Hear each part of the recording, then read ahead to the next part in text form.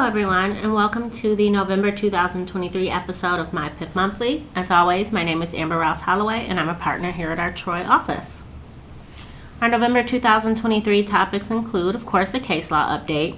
First, we'll be discussing the recent unpublished opinion of Finch v. Gewin, and then we'll move on to Clinton v. Singh, also an unpublished opinion per our Court of Appeals. Both of these cases came down in October of 2023.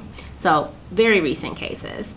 And then moving on to trending topics in PIP litigation, we'll discuss independent verification of loss under the No Fault Act and what is required to verify losses. First up, in the unpublished opinion of Finch v. Gewin, issued October 5th, 2023. Now this case centers around an unemployment insurance agency's loss with its fight to withhold plaintiffs' unemployment records from production during discovery. Essentially, the Court of Appeals ruled that the UIA must produce plaintiffs' unemployment records because plaintiff voluntarily waived any statutory protections, and the facts indicating a waiver were that one, plaintiff testified during his deposition concerning his representations to the UIA, and two, plaintiff expressly waived privilege by signing an authorization. Now here the relevant facts are that in the trial court during discovery, plaintiff appeared for his deposition and testified that he applied and received unemployment benefits in both 2020 and 2021. That testimony led to defendant Lloyd's of London submitting a subpoena or record request to the UIA. Now that subpoena sought production of documents with respect to plaintiff's application for and receipt of unemployment benefits. Additionally, Lloyd's of London obtained a release from plaintiff who signed and agreed that he was waiving any protections he had under statute to the confidentiality of those documents. Now, despite the release, the UIA declined to provide documents, citing MCL 42111B1, which did not permit it to provide discovery in a case in which the UIA was not a party. Now, in response, Lloyd's of London moved the trial court to compel the UIA to produce those documents, primarily relying on MCL 42111A, which codified an exception to that compiled law that states that when a claimant testifies voluntarily in separate litigation, which was done here, representations that they made to the UIA, that those documents can be released. Now, the trial court ultimately agreed with Lloyd's of London, and the trial court entered an order compelling the UIA to produce the requested documents, and thereafter, the UIA appealed this decision. Now, on appeal, the parties disputed whether MCL 42111A applied, and thus whether plaintiff waived any protections he may have had. Lloyd's of London primarily argued that plaintiff's deposition testimony concerning his representations to the UIA qualified as voluntary testimony that was offered before another body because plaintiff is the party who initiated this action, not defendant who is obliged to participate and testify against his will.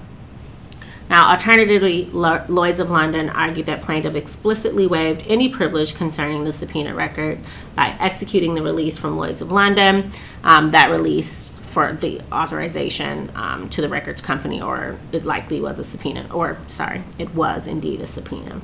And conversely, the UIA contended that the legislator intended for MCL 42111A to operate only in subsequent proceedings between an employee and an employer, i.e. the parties to an original UIA proceedings. Essentially, that wasn't the case here. As we know, this was a motor vehicle accident and not an employee and employer situation. Now, the Court of Appeals ultimately disagreed with the UIA.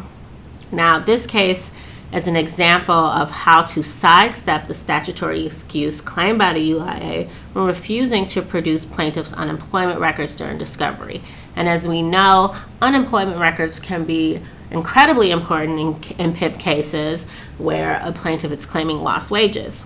Now, here, an exception to the compiled laws or to the statutory provision is what was relied upon. The trial court ordered the UIA to produce those records, and the UIA appealed and lost. Now, the key here is showing that claimant voluntarily waived they're privileged by either testimony or an authorization. And I think those two things in conjunction are what the Court of Appeals relied on in their decision here. Now moving on to the case of Clinton v. Singh, again an unpublished opinion per our Court of Appeals issued October 12, 2023.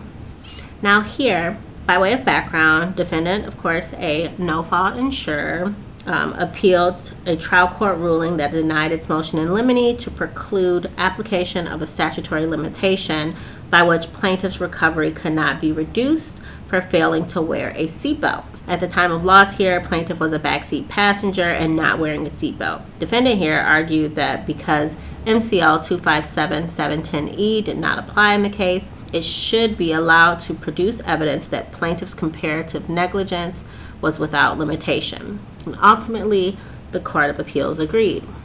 Now, MCL 257-710E provides specific requirements for seatbelt uses for operators and passengers of motor vehicles, as well as a limitation of recovery of damage of not more than 5% for violation of MCL 257-710. Specifically, MCL 257-710E3 mandates, with some exceptions, that each operator and front seat passenger of a motor vehicle operated on the street or highway shall wear a properly adjusted and fastened seatbelt. MCL 257-710E Section 8 states that failing to wear a seatbelt in violation of this section may be considered evidence of negligence and may reduce the recovery for damages arising out of the ownership, operation, maintenance of a motor vehicle. However, the deduction or negligence shall not reduce the amount of recovery of damages by more than 5%. Now, it's important to note that MCL 257-710E Section 8 cannot be applied to limit the reduction of backseat passenger plaintiffs' damages based on comparative negligence. Now, because the plain and ambiguous language of this statutory requirement requires that only operators and front seat passengers wear safety belts, defendants can introduce without limitation evidence of a backseat passenger's comparative negligence under common law to reduce a plaintiff's damages. And here, because it's not the front seat passenger or driver, the defendants are not limited to that 5% reduction. Now here, ultimately, the Court of Appeals found that MCL 257-720E Section 8, which, as we know now, limits the reduction of damages to no more than 5%, did not apply to plaintiff at the time of the loss because plaintiff was a backseat passenger. And as we know, the statutory provision states that it applies to drivers and front seat passengers. The court noted that the plain language was clear and unambiguous, that it applied to front seat passengers and drivers only. Therefore, plaintiff here, a rear seat passenger, was not in violation of this statutory provision. As such, the court held that plaintiff's alleged comparative negligence for failing to wear a seatbelt need not be limited to 5% because, again, plaintiff was not in the purview of a driver or a front seat passenger, and therefore the statutory provision did not apply. And therefore the damages could not, or the limit of the reduction of damages was not to 5%. Moving on to trending topics in PIP litigation, I wanted to discuss the independent verification of loss that is required under the No Fault Act. Sometimes this is a very much so overlooked portion or overlooked requirement because we automatically assume that the accident took place. But pursuant to MCL 500-3105 Section 1, an insurer is only liable to pay benefits for accidental bodily injury arising out of the ownership, operation, maintenance, or use of a motor vehicle as a motor vehicle. So here, what happens if you have no proof that there was accidental bodily injury arising out of the use of a motor vehicle? Now, courts have recognized that what constitutes reasonable proof of loss depends on the benefits sought, and I have some case law for that. But regardless of the type of proof that is reasonable, courts are steadfast in noting that no claim can exist without reasonable proof. Now, by way of example, the Michigan Supreme Court has noted the obligation of a claimant to provide reasonable proof, and the court stated that until a specific claim is made, an insurer has no way of knowing what expenses have been incurred, whether those expenses are covered losses, and indeed whether the insurer will file a claim at all. It is thereby illogical to expect an insurer to formally deny as an yet unperfected claim. Now, in the case of Welton, the circuit court held that an insurer cannot evaluate a claim or inform a claimant of a decision unless a claim for a specific amount of benefits has been submitted to the insurer. Further, the circuit court stated that the Supreme Court adopted a notion that the insurer must have a basis on which to evaluate the claim and assess potential liability. So here we're talking about a case where we can't even prove that an accident occurred. We have no police report. We have no immediate emergency room treatment. We have no witness statements. What we have here is a plaintiff calling in and saying they got into an accident and no other corroborating evidence.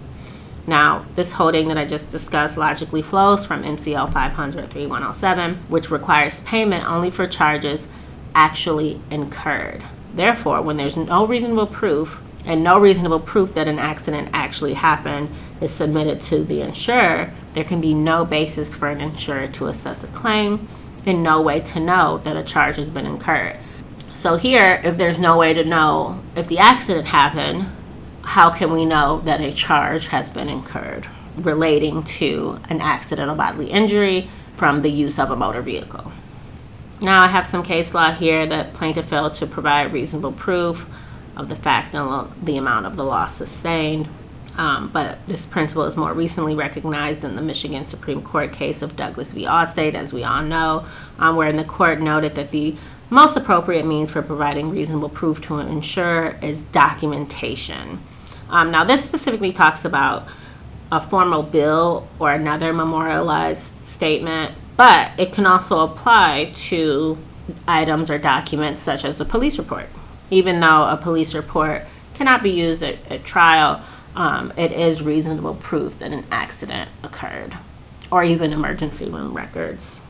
And this issue is somewhat nuanced, and you have to have the perfect set of information or perfect storm to actually file a motion on that. But it is a circumstance in which there is no corroborating evidence other than a plaintiff's self-serving testimony that an incident allegedly occurred.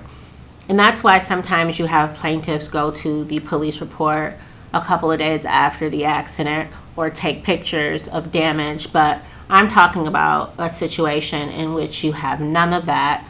Specifically, I had a case where 2 months later, the plaintiff called the insurer and reported an accident and then started treatment. Now, I did get out on that case on a motion for summary disposition because there was simply no reasonable proof submitted to the insurer. And the plaintiff's counsel attempted to argue that 2 months later, that reasonable proof was submitted in the form of bills and medical records.